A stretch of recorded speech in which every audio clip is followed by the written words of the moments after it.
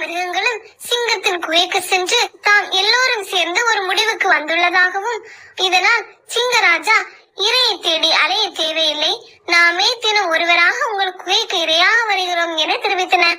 அத்துடன் நீங்கள் பல மிருகங்களை ஒரு நாளில் கொன்றால் நாங்கள் எல்லோரும் சீக்கிரமே இறந்து விடுவோம், பின்பு உங்களுக்கு உணவு கிடையாமல் நீங்களும் சீக்கிரமே இறந்து விடுவீர்கள் என்றனர்.